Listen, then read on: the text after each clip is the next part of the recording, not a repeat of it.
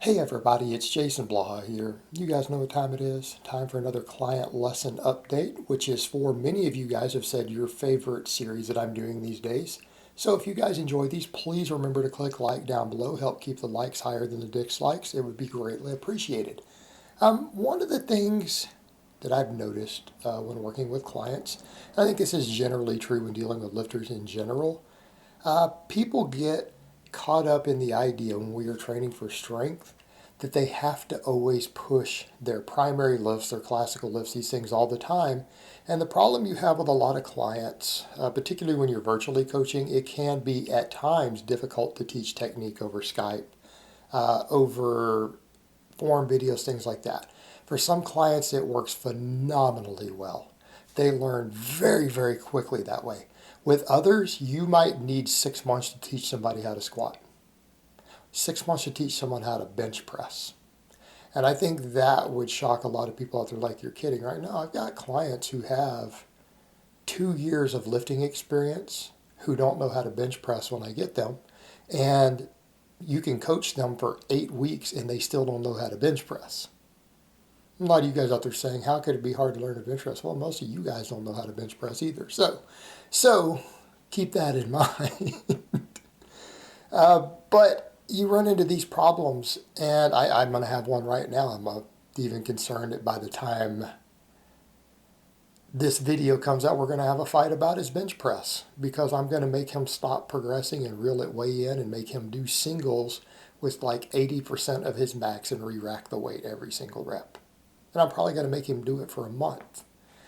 Now, that sounds extreme, right? That sounds extreme, and people will say, well, why would you do that, and how's he going to progress? Because he can't bench, and he has bad habits that are bad enough that he needs to start over completely, as if he's never bench pressed before. And that's one example. And people would say, well, what do you do with a client like that? How do you build their strength? Well, your supplemental work, right? Your supplemental work. We don't get our strength always from our classic lifts the more advanced we get.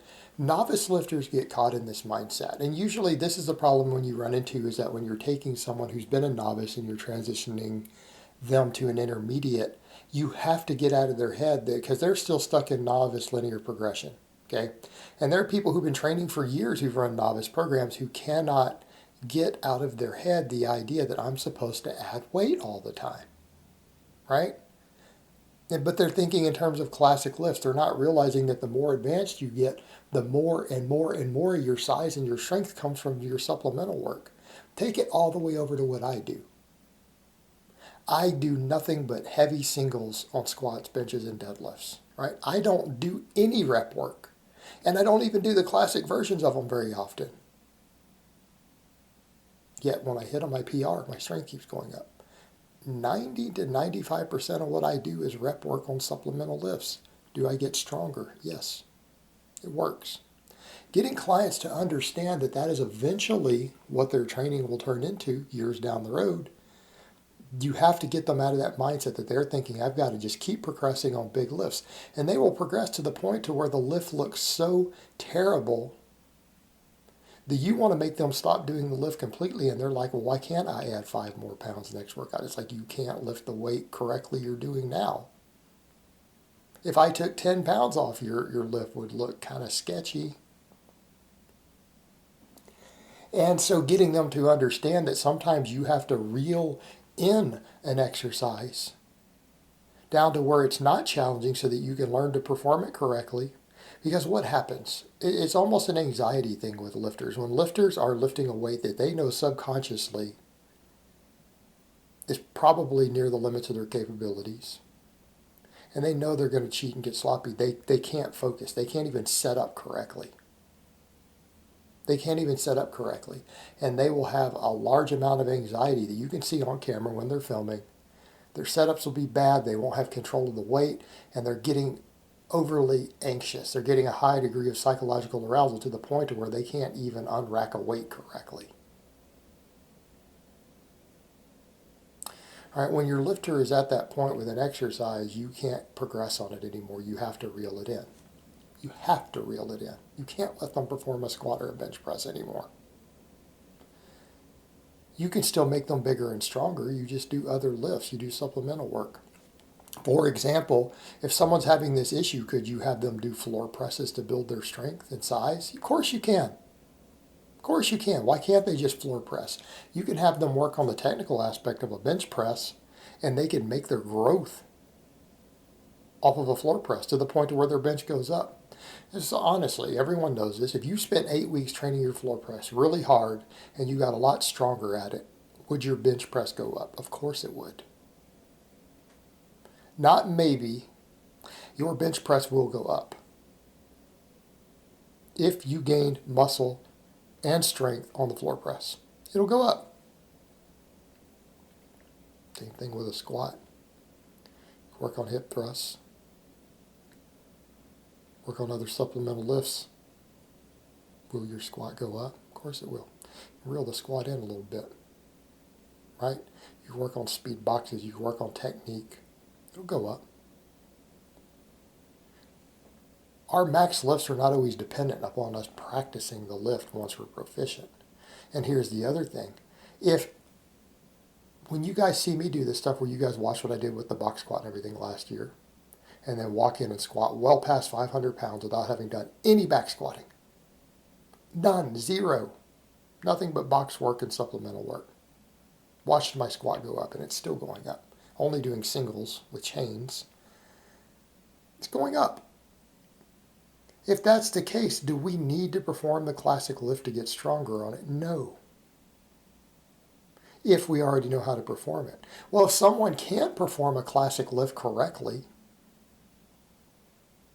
can we get stronger at it without doing it? Yeah, we can just go do technique work, practice work on it that's not hard, that's not challenging, so that the person can actually focus on learning correct biomechanics and bar path and setup. You can do that and they can get stronger off of other exercises that are easier to perform. And you give them exercises that correct their bad mistakes. Okay? You can pick exercises that undo their bad habits on the classic lift because they force them to use a movement and a movement pattern that can help correct their issues. But what you're going to find is that clients are very, very resistant to this because in their mind, if they are not making their squat, bench, and deadlift or overhead press increase, they're not getting stronger. And it's because lifters are stuck in the novice mindset. They're stuck in a novice mindset. And that's been the interesting problem we have. I mean, we've actually brought this to the forefront. Amazing novice programs have been put out there. I've got good ones. The starting strength guys have good ones. Strong lifts have them. The problem is that it's now created a mindset to where lifters who've used these programs can't separate that you have to be progressing on your big four all the time or you're not getting stronger. Right? They get caught in that mindset and you have to get them to learn to detach from that because that is how a novice lifter thinks. Which is how a novice lifter should think. It's appropriate. It works. But a novice lifter is not an intermediate, and an intermediate is not an advanced lifter. All three of them have a completely different mindset to training. They have a different mindset to training. Your approach to training is different for all three. The way that you think about your training has to be different for all three. Go from, again, and I think Omar actually did a good job of that. We go from learning the basics, learning the fundamentals, to be progressing on your classic lifts, to a mechanical nature for the intermediate, and you're going to spend a few years there. You're going to spend 2 to 3 years there. And then eventually you enter flow state. The advanced lifter has to be in flow state, or they won't make progress anymore, or it's going to be painfully slow. So we have these three different mindsets and approaches that they have to be in. And that transition from the novice lifter to the intermediate type is where you run into the most problems with yourselves as lifters. It's where you're going to run into the most problem with clients regarding their inability to step back and realize you can't just force progression all the time with straight weight on the bar on your classic lifts. You can't always do it. And there are times where you will have to reel them in because you're not performing them correctly. And to attempt to continue to load them or to even take them to hard sets will be detrimental to your progress. You can use other lifts to build your strength. All right, guys, well, that's really all I have to say on that today. I hope it's been informative, and I will talk to you guys next time.